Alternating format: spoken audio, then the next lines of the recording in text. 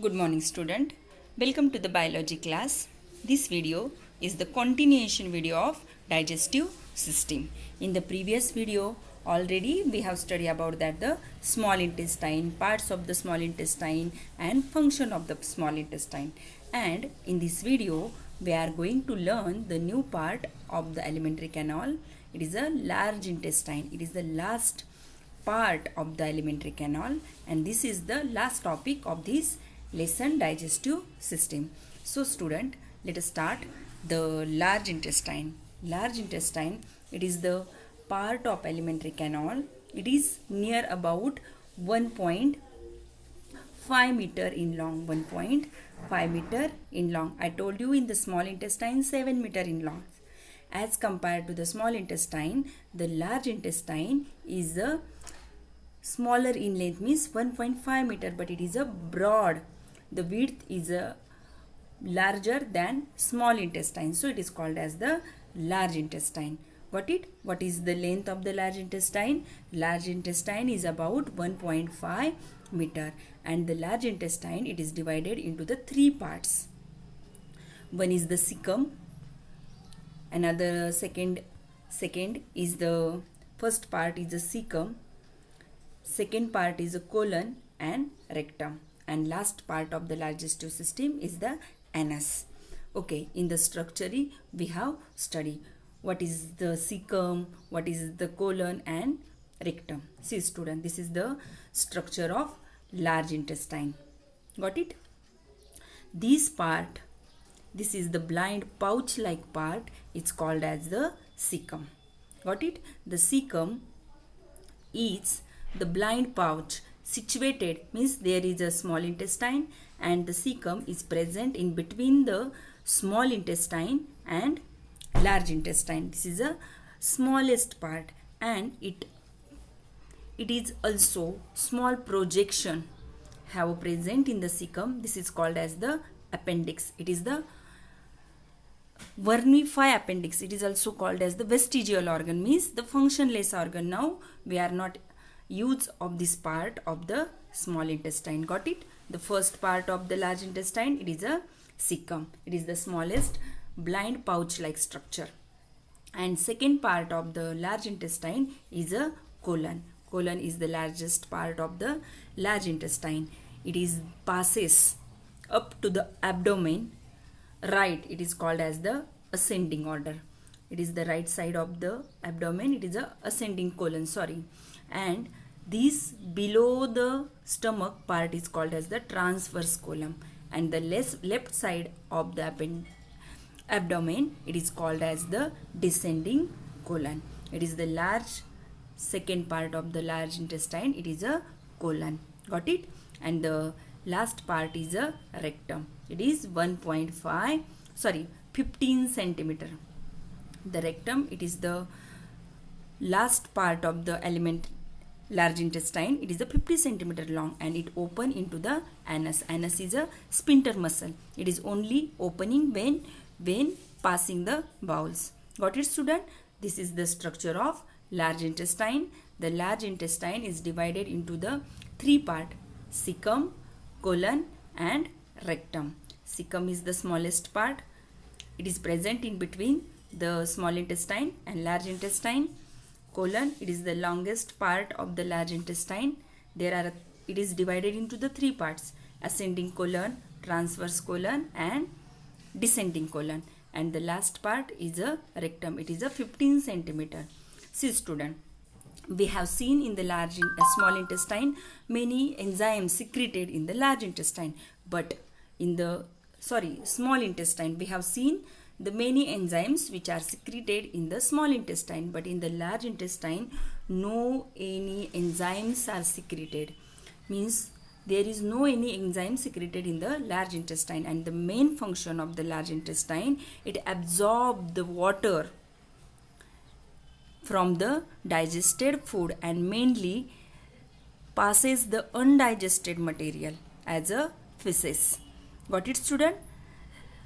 The process, the expulsion of undigested food from the alimentary canal, this process is called as the defecation. Got it? What is meant by defecation? Defecation means what? Defecation means the undigested food which is expelled from the alimentary canal. This process is called as the defecation. Got it, student? What is the main function of large intestine? It is absorb the water from the digested food, and it is passes the feces from large intestine into the outside of the body through the anus. Got it, student? And next topic is very important. It is a liver. Large intestine, got it? It is a 1.5 centimeter in long. These are three parts: cecum, colon and rectum. And the main function, absorption of water from the food and expel the undigested food from outside of the body. Got it, student? Next part, assimilation of the food. What is meant by assimilation? Assimilation means what? The conversion of absorbed digested food into the body. See, in the small intestine, we have studied about that.